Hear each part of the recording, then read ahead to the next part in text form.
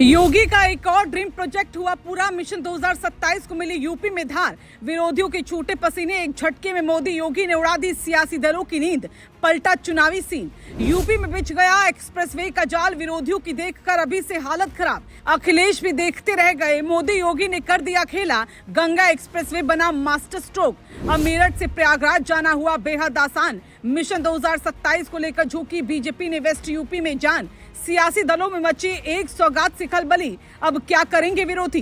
Voting से ठीक पहले उत्तर प्रदेश में ऐसा सियासी दांव चला गया जिसने पूरी चुनावी माहौल को हिलाकर रख दिया। योगी सरकार का ड्रीम प्रोजेक्ट गंगा एक्सप्रेसवे अब जमीन पर उतर चुका है और इसके साथ ही मिशन 2027 को नई धार मिल गई है।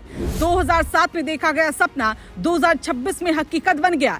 लेकिन इसकी असली ताकत सिर्फ विकास नहीं बल्कि उसका सियासी असर है। मेरठ से प्रयागराज तक करीब 594 किलोमीटर लंबा यह एक्सप्रेसवे अब पश्चिम से पूर्व तक यूपी को जोड़ रहा है। जिस सफर में पहले 12 से 13 घंटे लगते थे, अब वही दूरी 6 से 7 घंटे में पूरी हो रही है। और यही बदलाव अब सीधे जनता की जिंदगी में देखने लगा है। यही वजह है कि इस प्रोजेक्ट को बीजेपी सिर्फ सड़क नहीं बल्कि चुनावी मास्टर स्ट्रोक के तौर पर पेश कर रही है। लेकिन सवाल है कि इसका फायदा किसको मिलेगा? चलिए समझते हैं। दरअसल इस एक्सप्रेसवे की कहानी जितनी लंबी है उसका सियासी असर उतना ही गहरा है। साल 2007 में पहली बार इसका खाका तैयार हुआ था, लेकिन कई कारणों से ये प्रोजेक्ट रुक गया।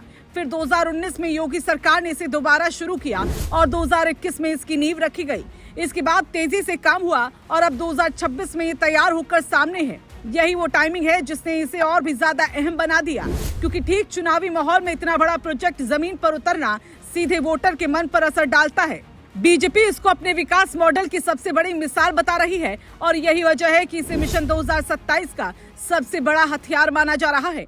अब अगर सियासी नजरिए से देखें तो इसका सबसे बड़ा असर वेस्ट यूपी में दिखाई दे रहा है। ये वही इलाका है जहां से चुनावी हवा का रुख तय होता है और जहां हर पार्टी अपनी पूरी ताकत झोंकती है।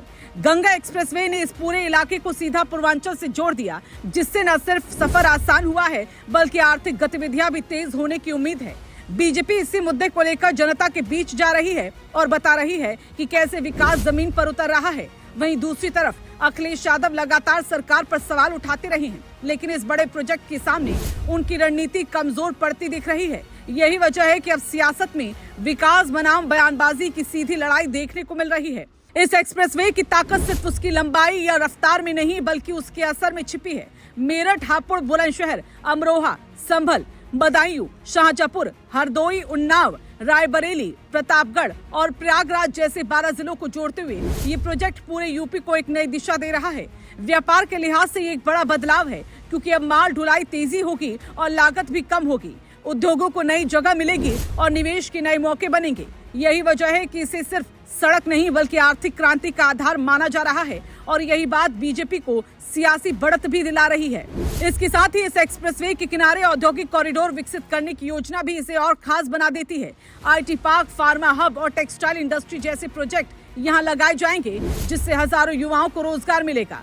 अभी तक इस प्रोजेक्ट से जुड़े 518 गांवों के हजारों लोगों को काम मिल चुका है और आने वाले समय में ये संख्या और बढ़ने वाली है। किसानों के लिए भी ये किसी बड़े मौके से कम नहीं, क्योंकि अब उनकी फसलें तेजी से बड़े बाजारों तक पहुंच सकेंगी। यही वो फैक्टर है जो सीधे जनता के जीवन को प्रभावित करता है और चुनाव में भी बड़ा रोल निभाता है।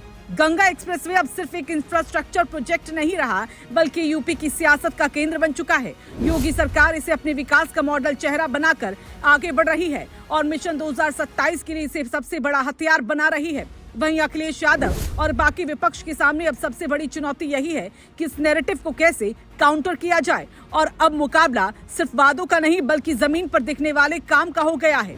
यही वजह है कि गंगा एक्सप्रेसवे को बीजेपी का सबसे बड़ा मास्टर स्ट्रोक कहा जा रहा है, जिसने सियासी पारा अचानक से चढ़ा दिया।